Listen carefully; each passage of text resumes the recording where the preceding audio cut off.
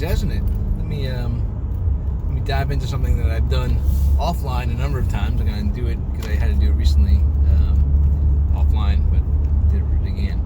I'm going to defend Superman, which seems like, why would you have to do that? He's Superman. He can defend himself, can't he?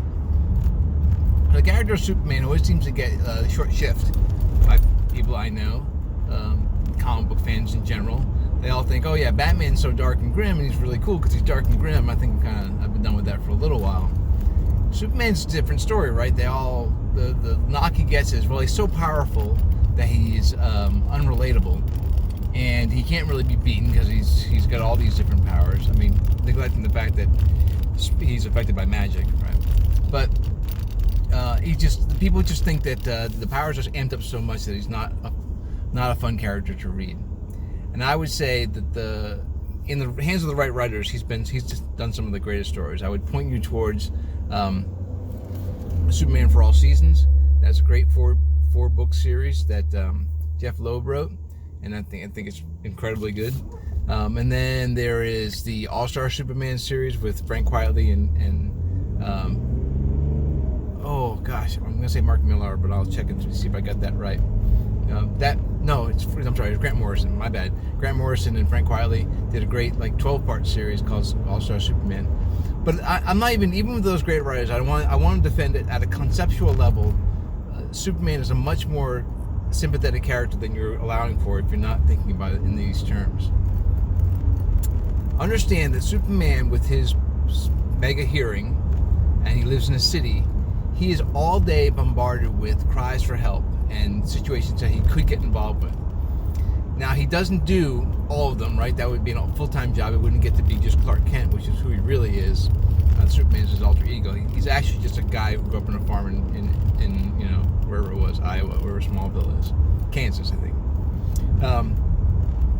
So every day he has to live with the guilt of not getting involved in every cry for help that he ever hears. I mean, he really has to be shut it off so that having some faith in the people themselves, like the fire department and the police, that do their job, and him not getting involved in every single one of those.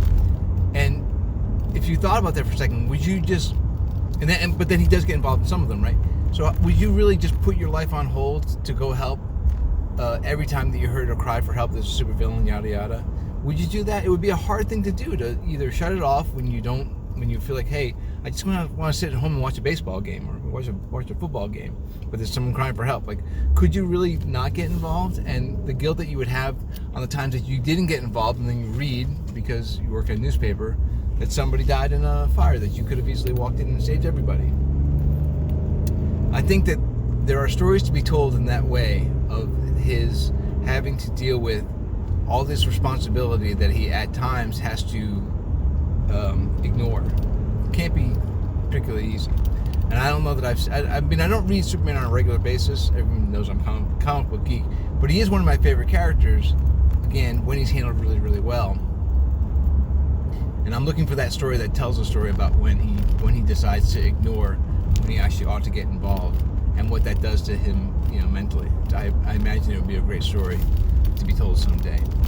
So that's my take on Superman. I'm not trying to take anything away from Batman, and again, I'm not about this side or that side, with us or against us. I don't necessarily pit those two guys against each other. I think the movies, gosh, I wish DC would get their movie stuff together like the MCU, but until then, I'll just hang my head on the MCU. But I really do think that we should not just treat Superman just because he's super powerful, that he's not an interesting character. I would say in many ways he's extremely interesting. Anyways, that's my take. And if you like the video, like, share, and subscribe. I have not done a Superman t-shirt yet, but I probably ought to do that. So I'll put that on the list. But there are new t-shirts every day at the Threadless store. You can check those out as well. Cheers.